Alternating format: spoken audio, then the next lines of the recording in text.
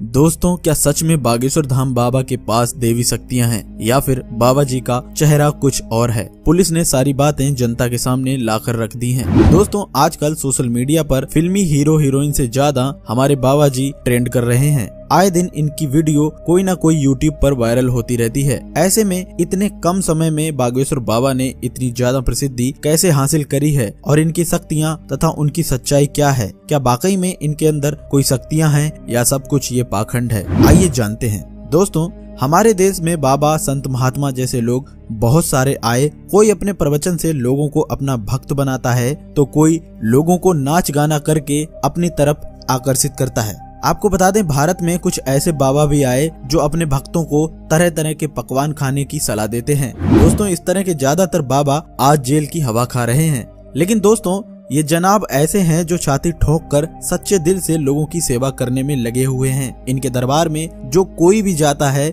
ये उसके मन की बात को पहले से ही जान लेते हैं। मित्रों, हम यहाँ पर बात कर रहे हैं श्री बालाजी वागेश्वर महाराज की, जिनकी चर्चाएं केवल देश में ही नहीं बल्कि विदेशों तक फैली हुई हैं। भारत के अलावा बागेश्वर बाबा ने विदेशों में भी अपना दरबार सजाया हुआ है। बागेश्वर बाबा जो अपने कड़क अंदाज में बोलते हैं और अपने कड़क अंदाज के बोलने की वजह से ही उनकी एक छवि सोशल मीडिया पर बहुत ज्यादा अच्छी है। जब ये अपने अंदाज में बोलते हैं तो भक्त अपने आप ही आस्था में लीन हो जाते हैं।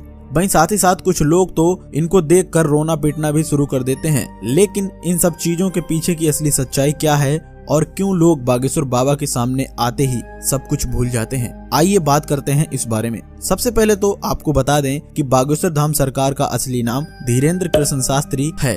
इनका जन्म छतरपुर के छोटे से गांव गढ़ा में हुआ था। इनका जन्म बहुत ही गरीब ब्राह्मण परिवार में हुआ था, लेकिन गरीबी की हालत में अपना बचपन गुजारने के बावजूद आज धीरेन्द्र कृष्ण स्वामी बड़े बड़े अरबपतियों को अपने दरबार में झुकाने की शक्ति रखते हैं। कहा जाता है कि धीरेन्द्र कृष्ण स्वामी हनुमान जी के परम भक्त हैं और 12 साल की छोटी सी उम्र से ही इन्होंने बालाजी की सेवा करना शुरू कर दिया था। इनका पूरा ध्यान भगवान की सेवा में ही लगा रहता है और सालों तक इसी तरह तपस्या करने के बावजूद धीरेन्द्र कृष्ण स्वामी को कुछ ऐसी शक्तियां प्राप्त होती हैं जिनकी मदद से आज वह सामने मौजूद व्यक्ति के बिना बताए हुए ही उसकी परेशानियां समझ जाते हैं और उनको पर्चे पर लिख कर दे देते हैं। मित्रों, इनके द्वारा लिखा गया एक एक शब्द 100% सत्य होता है, जिसका सबसे बड़ा प्रमाण ये है कि आज तक इनको कोई भी झूठा साबित नहीं कर पाया है। दोस्तों, ऐसे में जिस किसी शख्स की अर्जी बालाजी को स्वीकार होती है, उस व्यक्ति को या फिर उसके परिवार के किसी भी व्यक्ति को लगातार 2 दिन सपनों में बंदर नजर आते हैं। और ये कोई मांगलिक बात नहीं है। दोस्तों, जितने भी लोग अर्जियां लगा चुके हैं उन्होंने खुद ही इस बात को स्वीकार किया है। हालांकि फिर भी मीडिया वालों को लोगों की बात पर कहां विश्वास होता है, वो तो खुद अपनी आंखों से सब कुछ देखना चाहते हैं। इसी चक्कर में दोस्तों बहुत सारे मीडिया हाउस बागेश्वर बाबा के दरबार में भीड़ के बीच में इकट्ठा हो जाते हैं, ये देखने के लिए कि आखिर दरबार में होता क्या है।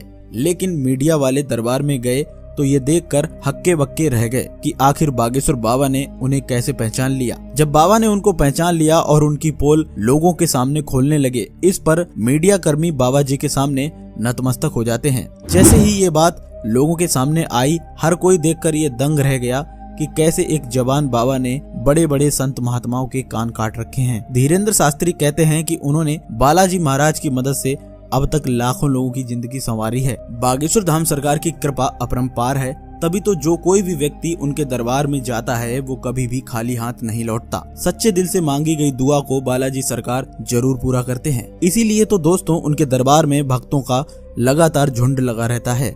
हर कोई बस एक ही मनोकामना करता है कि कैसे भी करके मेरी अर्जी लग जाए और बागेश्वर बाबा से उनकी मुलाकात हो जाए। कई महिलाएं तो दोस्तों उनके खूबसूरत चेहरे को देखकर मोहित हो उठती हैं। अब इनकी जगह पर कोई दूसरा बाबा होता तो वो इस बात का जरूर फायदा उठाता, लेकिन बागेश्वर महाराज ऐसे नहीं हैं, जिन्होंने हजारों लोगों के सामने इस तरह की महिलाओं को अपनी माता और बेटी कहकर सम्मानित किया है। वैसे तो दोस्तों ये अपने गांव में दरबार लगाते हैं, लेकिन इसके साथ साथ दूसरे जिले और अन्य राज्यों में भी अपना दरबार अब ये सजाने लगे हैं। ऐसी स्थिति में दोस्तों वहां पर भी बड़े बड़े मीडिया कर्मी और पत्रकार बागेश्वर सरकार की परीक्षा लेने की कोशिश करते रहते हैं। और लोगों का सवाल होता है कि आखिर ये नौजवान युवक माथे पर तिलक लगाकर लोगों को फंसा तो नहीं रहा? क्या इसके अंदर कोई दिव्य शक्तियां हैं, जिसकी वजह से दोस्तों एक बार तो बागेश्वर महाराज की तरफ से पत्रकारों को चैलेंज दे दिया गया, जिसमें पत्रकारों को हार का सामना करना पड़ा, क्योंकि अपने दरबार में आने वाले हर शख्स के मन में क्या चल रहा है उसका ज्ञान बागेश्वर सरकार को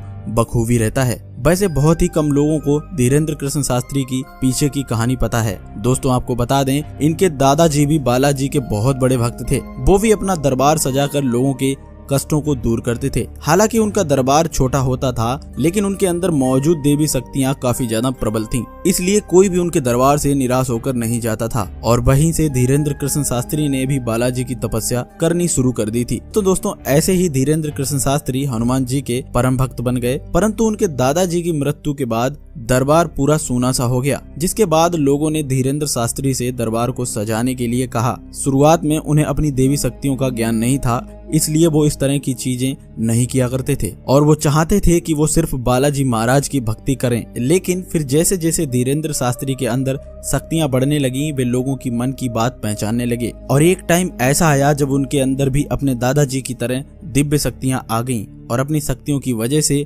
गांव में रहने वाला एक साधारण सा बालक आज पूरी दुनिया में बागेश्वर धाम सरकार के नाम से प्रसिद्ध है। दोस्तों ये भारत का एकमात्र ऐसा धाम है जिसने साइंस और टेक्नोलॉजी को भी हिलाकर रख दिया है और सोचने पर मजबूर कर दिया है आगे भी ऐसा हो सकता है क्या। क्योंकि अगर बागेश्वर धाम के महाराज धीरेन्द्र कृष्ण से पूछें तो वो कहते हैं कि वह सब कुछ उनके दादाजी और बालाजी की कृपा से मुमकिन हो पाया है। वह खुद कुछ भी नहीं करते, लेकिन आप हमारी माने तो ये धीरेन्द्र शास्त्री के कठोर परिश्रम की वजह से संभव हो पाया है। दोस्तों 12 साल की छोटी सी उम्र में जहां बच्चे अपने घर का पता भी सही से नहीं बता पाते हैं, उस उम्र में ये दिन भर हनुमान चालीसा का जाप किया करते थे। मित्रों इनकी बुद्धि इतनी ज्यादा प्रबल बन गई है कि आज ये उस स्तर पर पहुंच गए हैं जहां इनको लोगों की मन की बात को समझने में जरा सा भी समय नहीं लगता है। और आपको बता दें, ये जो कुछ भी कह देते हैं वो मानो पत्थर की लकीर हो जाती है, जिसका सच होना लगभग तय होता है। और इसके एक दो नहीं बल्कि कई सारे उदाहरण दिए गए हैं। लेकिन दोस्तों दरबार में आने वाला हर वक्त सच्चे दिल से आया हो